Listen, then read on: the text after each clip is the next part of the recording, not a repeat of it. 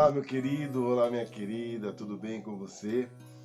Estamos aqui para mais um vídeo da semana, essa semana abençoada que o Senhor nos deu. Estamos na série que nós chamamos de Segredos para ser abençoado por Deus. Semana passada, no nosso vídeo, nós conversamos sobre o tema um segredo maior, o maior de todos os segredos para sermos abençoados por Deus é honrar meu pai e minha mãe. Esse é o primeiro segredo, que é a base para sermos abençoados por Deus. Hoje nós vamos falar sobre um outro segredo também muito importante. Mas, antes de começar, eu vou pedir para você que está me vendo aí, um favorzaço. Por favor, inscreva-se no meu canal. Tá aqui ou tá aqui. Eu não sei, tá lá na página quando você entra no canal do YouTube. Você pode inscrever-se no meu canal. Depois vai lá e ativa o sininho para receber todas as mensagens novas que nós editamos todas as terças-feiras. Compartilha com um montão de gente, compartilha com um monte de gente o vídeo. E depois dá um like dizendo que gostou. Tá legal? Isso aí vai ajudar para que esse vídeo possa chegar a muitas pessoas que estejam precisando como você e como eu, dessa palavra. Hoje nós vamos falar de um personagem bíblico que pecou e pisou na bola com Deus tremendamente. Sabe, foi assim uma pisada de bola que se fosse comigo, com você, a gente não perdoaria, mas Deus depois perdoou. E esse homem, que é chamado na Bíblia de um homem segundo o coração de Deus, depois ele teve um retorno, ele se arrependeu do pecado que ele tinha cometido. Então hoje, o segredo para ser abençoado, nós vamos falar sobre o caminho do arrependimento. Você quer ser abençoado? Precisa ter um caminho para arrepender do que você fez. Tá legal? Nós vamos tomar como base hoje o Salmo 51. Mas antes de a gente ministrar sobre o Salmo 51, eu vou contar um pouco da história do que aconteceu com esse rei, que está lá em 2 Samuel, capítulo 11 e capítulo 12. Então, esse rei, ele era um rei muito ativo, muito na briga, na guerra. E um dia ele resolveu descansar, como todos nós, um dia nós queremos descansar. E esse descanso dele foi fatal. Por quê? Porque a Bíblia fala que ele mandou o capitão dele, chamado Joabe, para a guerra e ficou em casa descansando. E ali ele pegou acho que uma churrascada lá, tal, e um prato maravilhoso. Se fosse hoje era churrasco, não sei, talvez você goste de comida japonesa, ou outros tipos de prato, ou comida nordestina, não sei. Eu sei que ele comeu um prato que ele gostava muito e tirou uma soneca à tarde. E depois dessa soneca, ele foi passear no terraço do seu palácio. Esse homem chama-se simplesmente Davi, rei Davi.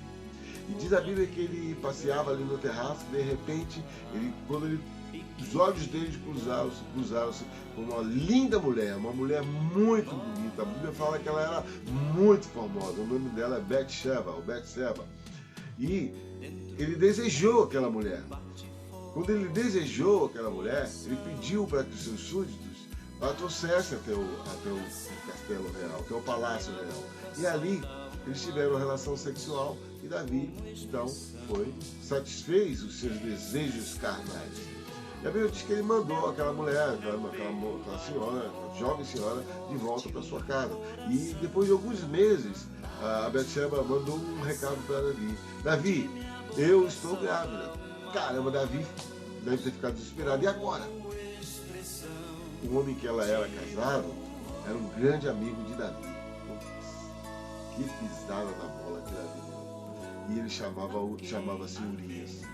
Urias, um amigaço de Davi, que lutou por Davi, deu sangue por Davi, estava na guerra. E agora, o que fazer? O que falar quando ele chegasse? Betseba estaria grávida, ele precisava dar um jeito.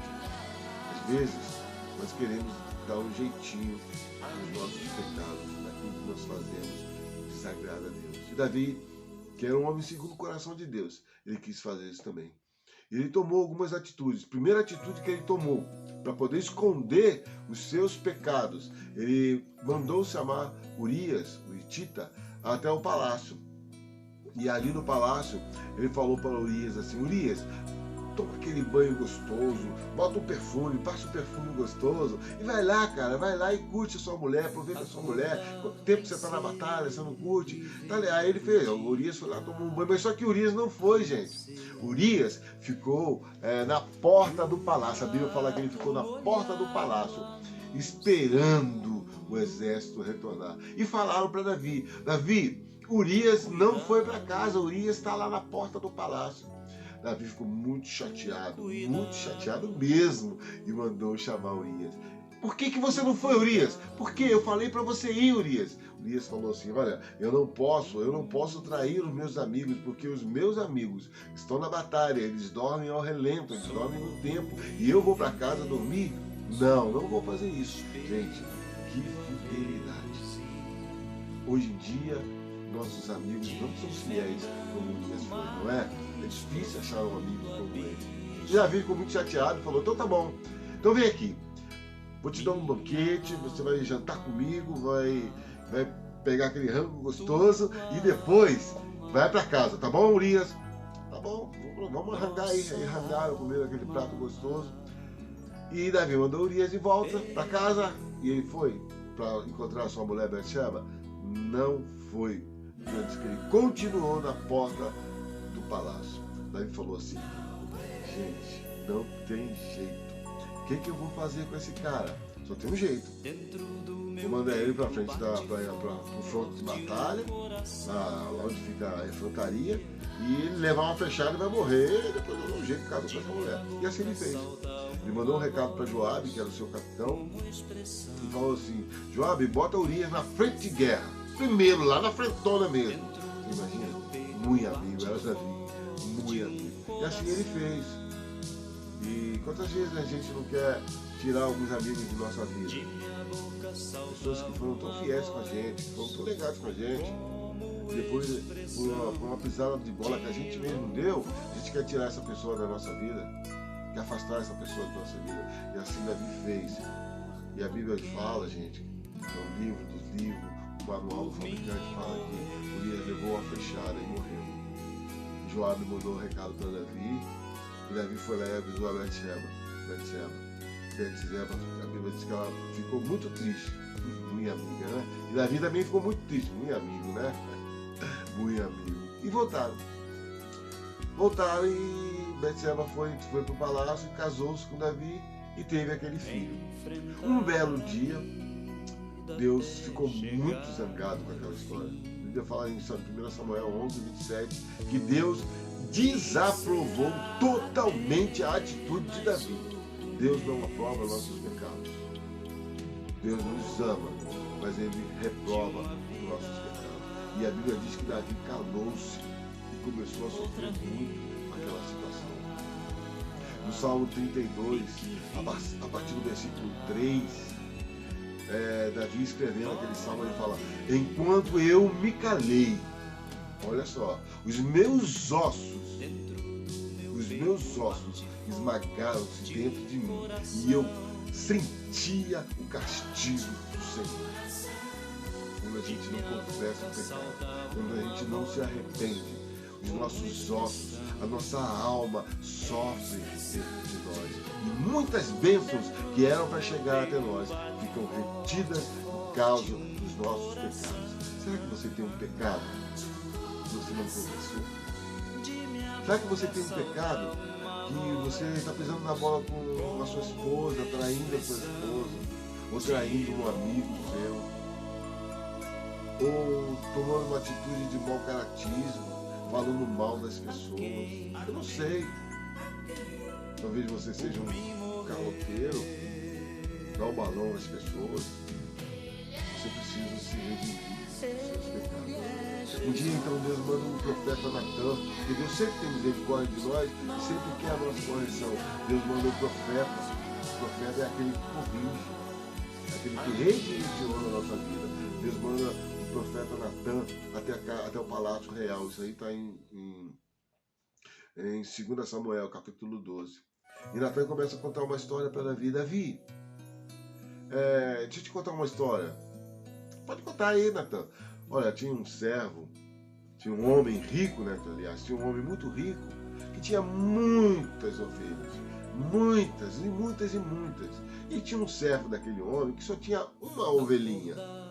E ele cuidava, aquele servo cuidava daquela ovelhinha, carregava ela no colo, dava leite para ela no copo, e aquela ovelhinha até dormia com os filhos daquele homem. Um dia veio um forasteiro até a casa daquele homem muito rico, e tinha-se o costume, quando vinha um forasteiro, oferecer um jantar, oferecer um almoço, um banquete para aquele forasteiro. Naquela época em Israel era assim. Então, Natan continua falando para Davi. Aquele homem muito rico não quis matar nenhuma das suas ovelhinhas para oferecer àquele forasteiro. E fez com que o seu servo, que só tinha uma ovelhinha, matasse a sua única, aquela condição que ele tinha, né, a única ovelhinha, né, sabe, que ele criou com tanto carinho. Aquele homem rico fez com que aquele servo matasse. Davi ficou muito irado. Não é possível, isso não é possível, esse cara tem que morrer. Como que ele pode, com tantas ovelhinhas, com tantas ovelhas, fazer com que o seu servo mate a sua única ovelhinha? Aí Natan olha para Davi e fala assim: esse homem é você, Davi. A Bíblia diz que no mesmo momento Davi se arrependeu amargamente e começou a chorar, e caiu aos prantos no chão, com o rosto no pó, e se arrependeu dos seus pecados. Mas aí o profeta Natan falou: olha, tudo bem, Deus vai te perdoar, mas os seus pecados vão ter consequências. Esse menino, fruto desse pecado, vai morrer dentro de 7 dias. E em consequência desse adultério, dessa pisada na bola, o seu reino vai se dividir. Assim aconteceu, gente. O menino morreu dentro de 7 dias. Apesar das súplicas de Davi, apesar das orações de Davi, o menino morreu em uma semana. E depois o reino de Davi se dividiu por conta desse pecado que ele cometeu contra Deus. Salmo, 1 Samuel, capítulo 11, capítulo 11 e 1 Samuel, capítulo 12, você lê essa história. Depois você lê, eu não vou ler porque o vídeo vai ficar muito comprido. E nesse contexto de arrependimento de Davi, ele escreve então o Salmo 51. Eu não vou ler o Salmo todo, mas eu vou ler alguns trechos. Davi fala assim: tem misericórdia de mim, ó Deus, segundo a sua benignidade. Apaga de minhas transgressões, segundo a multidão das tuas misericórdias. Lava-me completamente a minha iniquidade e purifica-me do meu pecado. Porque eu conheço, Deus, as minhas transgressões, e o meu pecado está sempre diante de mim. Contra ti somente eu pequei, e fiz o que é mal aos teus olhos, para que seja justificado quando falares, e puro quando julgares. Eis que em iniquidade fui formado, e em perdão me concedeu a minha mãe. Eis que me amas a verdade do íntimo, e no oculto me fazes conhecer a tua sabedoria.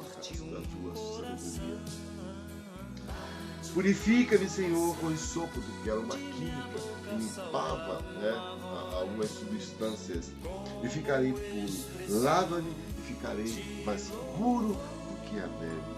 Faz-me ouvir a alegria, para que gozem os ossos que tu quebrantaste. Primeira coisa, gente, Davi ele pede a Deus misericórdia, segundo a benignidade, a bondade de Deus. E é assim que nós temos que fazer com o pecado. Nós temos que parar de terceirizar o nosso pecado, botar a culpa nas pessoas. É culpa da minha esposa, é culpa do meu vizinho, é culpa dos meus olhos, é culpa daquela mulherona, aquela gata, ela se veste daquele jeito, como eu não vou olhar? Davi, Ele não fez isso. Ele falou assim, ó Deus, tem misericórdia de mim, eu pequei, apaga as minhas transgressões, segundo a misericórdia, as tuas misericórdias. Nós temos que fazer isso, gente. Nós não podemos mais continuar terceirizando o nosso pecado. Se você continuar assim, você não vai ter um caminho de vitória, você não vai ter uma vida abençoada. A Bíblia diz, então, como eu falei no Salmo 32, Davi fala que enquanto ele se calou, a vida dele estava indo para trás. Talvez a sua vida esteja indo para trás, esteja parada, porque você tem um pecado em oculto, você tem pecado contra Deus, você tem pecado contra a tua família, você tem pecado contra o teu irmão, contra a tua igreja, contra o teu Deus. Sabe por quê? Quando a gente peca contra o nosso irmão, quando a gente peca contra a nossa esposa, quando a gente peca contra os nossos filhos, a gente não está pecando com eles, nós estamos pecando contra Deus. E Davi fala assim, contra ti somente pequei. A gente não peca contra a nossa esposa, a gente não peca contra os nossos filhos, a gente peca somente contra Deus. E Davi, ele toma o caminho do arrependimento. Ele se arrependeu amargamente. Ele se arrependeu, sabe, de todo o coração e tomou uma nova atitude de ter um novo caminho diante de Deus. Pessoal, querido, querida, para te explicar, arrependimento não é remorso. Remorso é quando você chora muito. Eu já vi pessoas com muito remorso, até na comunidade, na igreja. Você prega, ministra a palavra, a pessoa tem remorso, chora muito, mas não tem arrependimento. O arrependimento é metanoia, mudança de atitude. Quando eu me arrependo, eu falo, eu não quero fazer mais isso aqui. Eu não quero mais fazer esse pecado. Eu quero mudar de atitude. Faça isso. Hoje, tome uma atitude diante de Deus. E sabe o que vai acontecer? Vai acontecer o que está aqui no versículo 11. Não lances fora de mim o teu Espírito, Senhor. Não tira de mim o teu Espírito. Porque quando a gente peca, o Espírito de Deus é retirado de nós. E sabe o que acontece? A gente perde a alegria. Eu não estou falando de temperamento, porque tem pessoas que têm um temperamento alegre, mas não são alegres. Você pode ser uma pessoa alegre e não ser alegre, sabia? E aí o que acontece com Davi? Torna a dar-me a alegria da minha salvação. Muitas vezes você está salvo, mas perdeu a alegria da salvação, a alegria de falar da palavra de Deus, a alegria do Evangelho, a alegria de congregar. Sabe por quê? Por causa do seu pecado. O seu pecado tem tirado a sua alegria de viver. Aí o que ele fala? Então, torna a dar-me a alegria da salvação. Então ensinarei aos transgressores os teus caminhos e os pecadores a ti se converterão. Quando a gente volta a ter esse gozo, a essa alegria após confessarmos os nossos pecados, após nos arrependermos, porque só há arrependimento quando nós confessamos os nossos pecados. Davi precisou confessar o seu pecado para que pudesse seguir o caminho do arrependimento. Sabe o que acontece? Quando a gente se arrepende e tem esse caminho diante de Deus, tem esse novo caminho de Deus, a gente quer falar do Evangelho, a gente quer falar das boas novas, a gente quer anunciar para as pessoas do Evangelho de Jesus. Sabe por que muitas vezes eu e você não estamos mais falando de Jesus, não temos mais essa alegria de falar de Jesus, porque nós perdemos a alegria da nossa salvação, porque nós estamos em pecado, nós estamos fazendo com que a glória de Deus seja aniquilada de nossas vidas. Então hoje o meu conselho é que você faça como Davi. Toma o caminho do arrependimento. Toma o caminho da mudança. Não importa o que você fez. Não importa o pecado que você cometeu. Você sabe, mais do que eu, o que é que está te trazendo essa agonia, meu querido, minha querida. A Bíblia diz, se nós confessarmos os nossos pecados, Ele é fiel e justo em nos perdoar. Está lá no Novo Testamento, no Evangelho, no livro de João. Então toma essa atitude. Toma essa atitude de pedir perdão a Deus, de confessar, de fazer como Davi fez, reconhecer o seu pecado. Primeira coisa que você tem que fazer é parar de terceirizar, botar culpa no pastor, botar culpa na igreja, botar culpa em A, botar culpa em B, botar culpa em você. Você se afastou de Deus. Você perdeu esse contato com Deus. Volte para a casa do Pai. Volte para a casa de Deus. Deus está te esperando de braços abertos, como te esperou Davi um dia. E eu tenho certeza que a partir do momento que você trilhar esse caminho de confessar os seus pecados, de se arrepender dos seus pecados e mudar de atitude, tudo vai mudar na sua vida. As coisas vão mudar a partir de hoje, a partir de amanhã. Tome essa atitude em nome de Jesus. Segredo para sermos abençoados: arrependimento. Em nome de Jesus, eu te peço, meu querido, minha querida, se você quer ser abençoado, faça como Davi. Tome e trilhe o caminho do arrependimento. Em nome de Jesus. Até o próximo vídeo.